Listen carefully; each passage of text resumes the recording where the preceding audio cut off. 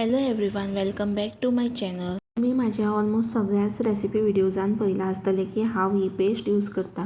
कशी ती तुमकांय दाखयतात. आता घराच करात जिंजर गार्लिक पेस्ट आनी तुमच्या जेवणाक न्ही एक वेगळीच चव दियात. तुमकां ही पेस्ट करपाक सगळ्यात मेन इन्ग्रेडियंट म्हटल्यार बारीक चिरलेली कोथमीर, बारीक चिरलेल्यो हिरव्यो मिरच्यो, लसूण, आलें.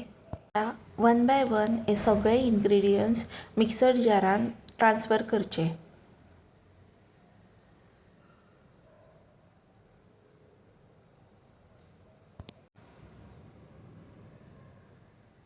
इल्लें उदीक घालून ताची पेस्ट करून घेवची.